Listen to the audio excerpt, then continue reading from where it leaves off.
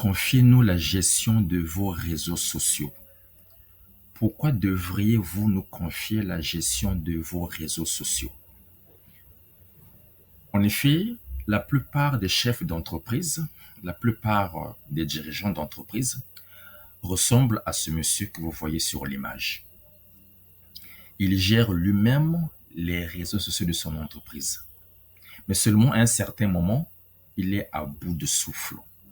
À un certain moment, il est à court d'idées. À un certain moment, il ne sait plus quoi faire. Il est dépassé par la complexité, par la grandeur de la tâche. Alors, pour éviter que tout cela n'arrive, confiez-nous la gestion de vos réseaux sociaux. Vous allez voir, en fait, aujourd'hui, j'ai ciblé quelques entreprises qui ont des pages Facebook, mais seulement des pages Facebook sont inactives. Commençons par cette entreprise. Vous voyez, cette entreprise se trouve en plein centre-ville. Comme vous voyez, elle est bien située, elle est dans la sécurité. Mais elle est inactive depuis 2020. Est-ce que vous vous rendez compte? Donc, depuis 2020, l'entreprise n'est pas active sur les réseaux sociaux. Depuis 2020. Deuxième entreprise dont je vais vous parler, c'est celle-ci. C'est un hôtel qui vit toujours. L'hôtel n'est pas actif sur les réseaux sociaux. Depuis quand? Depuis 2019. Ils ont bel et bien une page Facebook avec des images, avec des vidéos. D'ailleurs, ils ont même commencé à animer. Mais seulement depuis 2019, la page est devenue inactive. Est-ce que vous vous rendez compte? On va avancer une troisième entreprise, c'est celle-ci, qui est dans l'élevage, dans la transformation. Cette entreprise est inactive depuis 2023. D'ailleurs, même lors de la dernière publication, il y avait une grande promotion sur les poules. Mais seulement, depuis 2023, nous sommes en 2024, l'entreprise est inactive. Depuis mars 2023. Donc, un an d'inactivité sur Facebook. Et enfin, une dernière entreprise, donc la quatrième, une entreprise qui se trouve dans la formation. Elle est dans la formation. Cette entreprise est inactive depuis 2019. Est-ce que vous vous rendez compte? Cette entreprise est inactive depuis 2019. Mais pourquoi tous ces problèmes-là? Pourquoi une entreprise va quand même prendre le soin d'ouvrir une page, mais finalement, elle va commencer et après abandonner la page? Pour quelle raison? Alors moi, comme vous le savez, je suis sur le terrain. Je suis en contact permanent avec les chefs d'entreprise. Je suis en contact permanent avec les commerciaux. Je suis en contact permanent avec les dirigeants. Et avec leur appui, j'ai pu avoir certaines informations qui font qu'aujourd'hui, plusieurs entreprises ont des pages Facebook, mais inactives. Parmi plusieurs raisons, je vais évoquer 3 raisons. La première raison qui peut faire qu'une entreprise ait une page inactive, la première raison, c'est que la page était autrefois animée par le DG lui-même. Est-ce que vous voyez? Donc, la page était animée par le DG lui-même. C'est le cas, par exemple, de ce monsieur. C'est lui qui est le patron, le DG. Donc, c'est lui qui anime la page Facebook ou bien le compte LinkedIn. Donc, c'est lui qui anime. Mais vous savez, j'ai toujours dit, animer une page Facebook ou gérer une page Facebook ou gérer un compte LinkedIn, ce sont des posts à part entière. C'est comme aujourd'hui, ça ressemble à un poste de comptabilité, ça ressemble à un poste de caissier, de caissière, ça ressemble à un poste d'informaticien, ça ressemble à un poste de secrétaire. parce que c'est un travail à part entière. Ce qui signifie que quand un directeur va se prendre le kilo d'animer à la fois les réseaux sociaux et gérer son corps de métier, il peut bel et bien commencer. Il peut commencer 1 mois, 2 mois, même voire même une année, 12 mois. Mais par après, il sera asphyxié. Par après, il sera débordé. Il n'aura pas le temps, il n'aura plus le temps de gérer à la fois les réseaux sociaux et de gérer à la fois l'entreprise comme telle. Donc, en tant que dirigeant d'entreprise. C'est pas possible. Il ne s'en sortira pas. Donc, ça, c'est une première raison qui fait qu'aujourd'hui, une page Facebook d'une entreprise est abandonnée, donc devenue active. Parce que le DG qui gérait la page n'a plus le temps de continuer à gérer la page. La deuxième raison que les entreprises, les chefs d'entreprise m'ont donné, c'est que la page était autrefois gérée par un agent, par un travailleur. Donc, c'est lui qui gérait la page. Et ce monsieur, cet agent, gérait à la fois et la page, gérait à la fois son travail propre pour lequel il avait été embauché. Ou carrément, il avait été recruté uniquement pour gérer la page ou les réseaux sociaux de l'entreprise. Mais voilà, ce monsieur a trouvé mieux ailleurs et il est parti de l'entreprise. Du coup, il n'y a plus personne pour continuer à gérer la page Facebook. Il n'y a plus personne pour continuer à gérer le compte LinkedIn. Du coup, le compte LinkedIn devient inactif. Du coup, la page Facebook de l'entreprise devient inactive.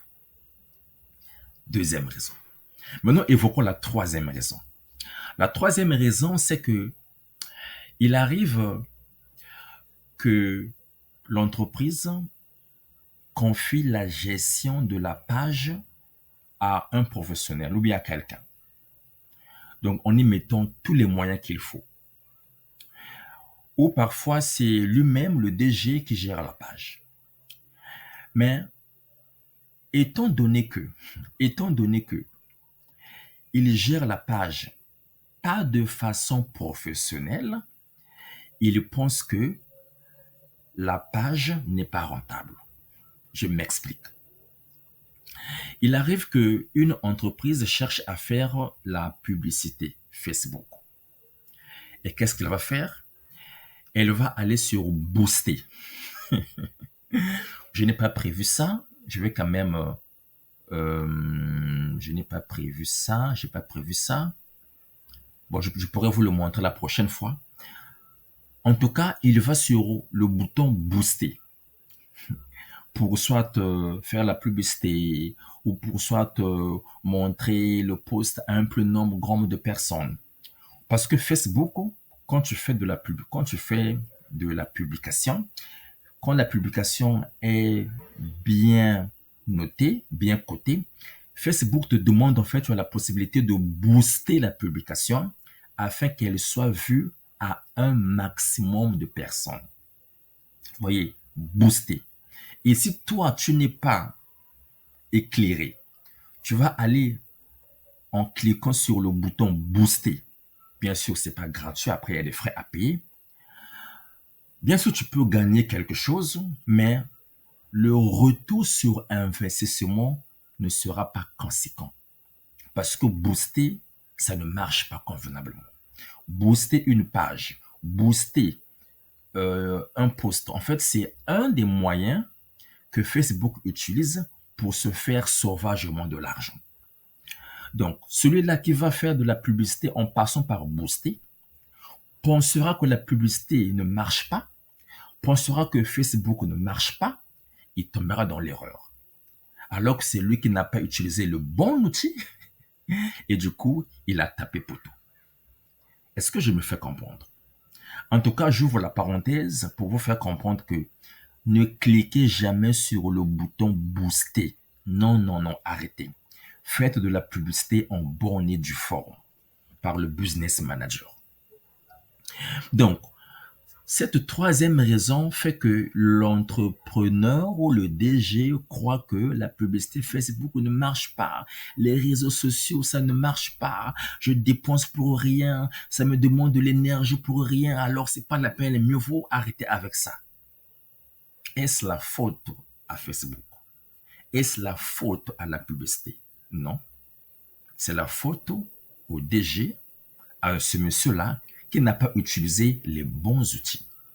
Et voilà pourquoi il pense que la publicité ne marche pas. Et du coup, il abandonne la page. 1 an, 2 ans, 3 ans. Il abandonne la page depuis plusieurs mois. Donc, ce sont les 3 raisons que moi, j'ai pu cibler en écoutant les doléances, en écoutant les DG à gauche, à droite. J'ai pu comprendre quelques problèmes pour lesquels les pages Facebook de certaines entreprises sont devenues inactives jusqu'à aujourd'hui. Mais demandons-nous, est-ce que ces entreprises continuent quand même à exister, même si elles n'utilisent plus les réseaux sociaux, même si leurs pages Facebook sont devenues inactives depuis plusieurs années?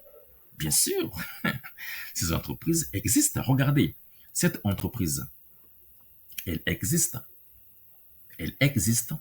D'ailleurs, pour votre information, quand j'ai contacté le monsieur, il était même sur le point de lancer un nouveau produit et il comptait sur moi pour faire de la vraie publicité. Donc, l'entreprise existe toujours. Cette entreprise, cet hôtel, ça vit toujours. D'ailleurs, nous étions avec le dirigeant, le gérant, la semaine passée. L'hôtel vit toujours, en bonne et due forme. Ça fonctionne, ça vit.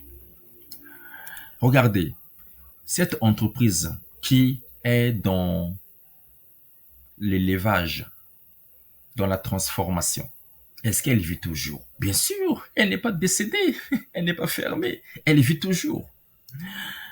Idem pour cette entreprise qui est dans la formation, elle vit toujours. Elle vit toujours. Donc, est-ce qu'on peut se dire que, bon, comme l'entreprise vit toujours, même si la page est inactive, mais je ne perds rien. Je vous donne un exemple. Regardez. Une personne, aujourd'hui, au XXIe siècle, qui n'a pas un téléphone portable, est-ce qu'elle va vivre? Bien sûr, elle va vivre. Elle va vivre. Mais est-ce qu'elle va rater plusieurs opportunités d'affaires? Bien sûr. Elle va taper à côté de plusieurs opportunités d'affaires. Par exemple, si quelqu'un veut la contacter pour un problème d'argent, si quelqu'un veut la contacter pour un business, mais elle n'est pas joignable. La personne doit passer par une autre personne, par une tierce, par les connaissances et enfin pour joindre la personne désirée. Donc, la personne là peut passer à côté de plusieurs opportunités d'affaires. C'est pareil avec une entreprise.